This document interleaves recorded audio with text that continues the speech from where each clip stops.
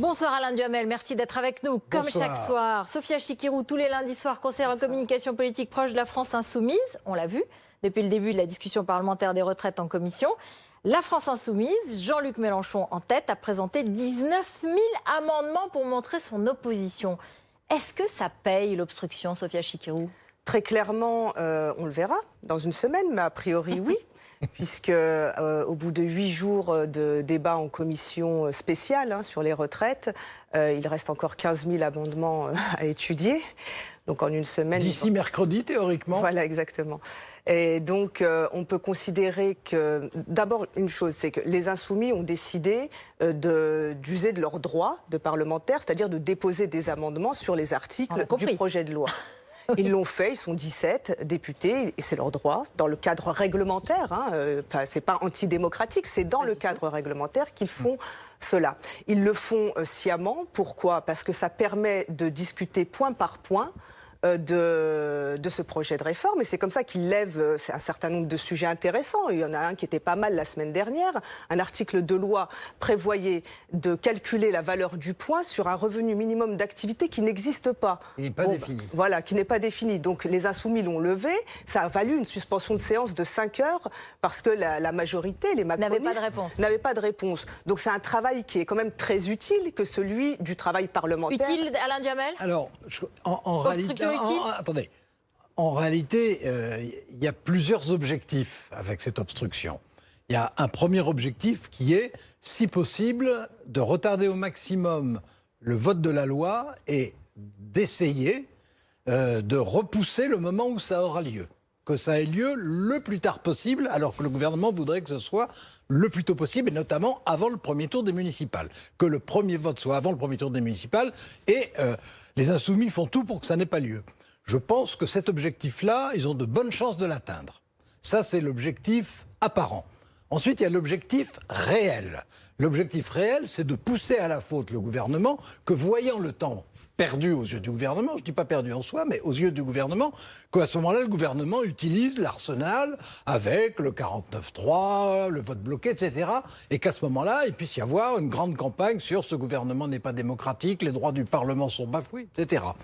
Sur ce point, je doute que les Insoumis y arrivent. En revanche, il y a un troisième objectif qui, lui, est subliminal et qui est, à travers tout ce que font les Insoumis en ce moment en commission spéciale, de bien mettre dans la tête des gens qu'il y a en fait une figure et une voix politique qui défendent ceux qui sont contre la réforme de la retraite et que c'est Jean-Luc Mélenchon et pas quelqu'un d'autre. Et ça, je pense qu'ils y arriveront. Très bien. Très bien. Je vous dis. Très bien, je ne dis pas ça. Non, très bien, je ne dis pas moi très bien. Mais je dis c'est l'objectif en fait. Ce que je peux ajouter à ce que vient de dire M. Duhamel, c'est que j'entendais les éléments de langage aujourd'hui du gouvernement qui sont sur le pourrissement. Les Insoumis cherchent à pourrir le débat. Et sur la question de la démocratie et de cette activité normale en démocratie qui est de débattre. Pas normal. C'est normal. C'est normal. Mais quand on fait 19 000 amendements qui sont souvent répétitifs, c'est une tactique et qui est assumée. Il faut quand même tenir compte d'une chose. On répond à une agression. Les Insoumis répondent à une agression. Cette agression est la suivante. Ils choisissent délibérément de faire passer ça en procédure accélérée. D'accord ? Ils ne sont pas obligés. C'est quand même un débat qui n'est pas clos. 2 mois depuis le début des mobilisations, au bout de 2 mois, la majorité des Français, d'après les sondages, restent opposés à cette réforme. Donc le débat n'est pas clos. Ils décident de le faire passer en procédure accélérée, de clore tout ça avant les municipales. On a bien compris l'enjeu électoraliste. D'accord. Donc quand même, que veulent-ils ? Une opposition qui reste silencieuse, qui ne s'oppose pas, qui est absente, comme Marine Le Pen, par exemple ? C'est sûr qu'avec Marine Le Pen, 8 jours d'absence des députés du Front National dans la commission spéciale sur le débat des retraites, ça leur va très bien pour l'opposition. On les convoque aujourd'hui sur la laïcité et le communautarisme. Très bien, c'est tout ce qu'ils savent faire. C'est sûr que dans ce débat, on entend plus Jean-Luc Mélenchon que Marine LePen. On ne l'entend pas du tout. Je ne dis pas le contraire. Je ne dis pas le contraire.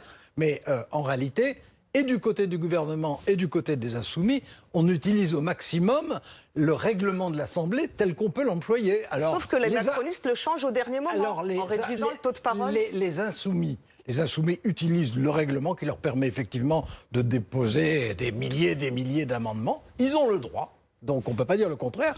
Le gouvernement utilise les ressources constitutionnelles qui lui permettent d'accélérer la procédure. Enfin, d'accélérer, tout est relatif, parce que ça ne sera pas terminé avant juin. Alors l'accélération est quand même relativement lente. Mais là aussi, ils utilisent leurs armes. Des deux côtés, on utilise des armes. Franchement, c'est... La question, c'est est-ce que les Français s'y retrouvent et comprennent mieux les enjeux? Parce que c'est ça qui est important. Là, sûrement pas. Là, sûrement pas. Les Français ont largement compris les enjeux. Ça fait plus de 2 mois qu'on débat des retraites. Je vous assure que les Français... Dans le détail. Vous savez, vous vous rappelez de 2005 et du traité constitutionnel européen? Si vous voulez que les Français en débattent, organisons un référendum. Je vous garantis que dans ce pays, les gens prendront le projet de loi, l'étudieront article après article et auront une opinion aussi précise que celle que les députés insoumis sont capables de se forger aujourd'hui. Alors je vous réponds. D'une part, en ce qui concerne le référendum européen, je ne suis pas du tout persuadé que les Français dans leur ensemble aient compris ce qu'étaient les enjeux. J'en suis pas sûr. Et d'autre part, en ce qui concerne les enjeux de cette réforme-là, si les Français ont bien compris les enjeux, ils ont de la chance, parce que moi qui suis ça minute par minute depuis des mois et des mois, je n'ai pas encore compris les enjeux. Parce que j'ai trop de blanc dans ce projet de loi. Mais Sophia Chikirou, trop de blanc. quand vous dites vous avez levé un lièvre, par exemple, sur la valeur du point, c'est très intéressant. Mais dans les milliers d'amendements, il n'y a pas que des amendements qui lèvent des lièvres comme ça. Il y a des centaines d'amendements qui se répètent et qui disent on est contre le projet. Oui, Donc ça ne fait pas comment ça se passe avancer. Concrètement les gens veulent savoir comment ça se passe concrètement. Donc chaque député insoumis a déposé un amendement par article ou par alinéa, etc. Oui, ils sont 17, ça a provoqué 19 000 amendements. Ils ne sont pas 17 présents en permanence en commission, ce n'est pas possible physiquement, vous comprenez bien la chose. Donc ils se relaient. Donc ils sont 4 ou 5 à chaque fois présents en commission. Les communistes sont 2 présents en commission à se relayer. C'est pas facile, c'est 8 jours là, ils n'ont pas eu de week-end. C'est plus de 12 heures par jour. Les macronistes sont beaucoup plus nombreux, donc c'est facile de se relayer. En plus, ils sont interdits de parole, donc ça va. Ils font de la présence, ils tweetent ou je ne sais pas ce qu'ils font en attendant le temps que les débats se passent. Les députés, les Républicains prennent la parole pour dire qu'avec eux, ils l'auraient fait cette réforme, mais mieux et plus vite. Voilà. Le FN, comme je vous l'ai dit, est totalement absent et les socialistes sont là en train d'osciller entre leur opposition et puis faire oublier le souvenir de 2012-2017. Voilà, en fait, ce qui se passe en commission, si vous voulez l'observer... C'est une forme de comédie alors, c'est ça? C'est une forme de comédie, de positionnement. Les gens... C'est ça, c'est une forme de comédie alors. À la fois l'utilisation légitime du règlement et c'est un jeu de rôle général. Tout le monde joue un rôle, tout le monde a choisi son rôle. Il y en a qui sont plus faciles à tenir que d'autres d'ailleurs, mais tout le monde a choisi son rôle. Mais pourquoi ? Et je crois qu'on ne comprendra la loi que quand elle sera complète.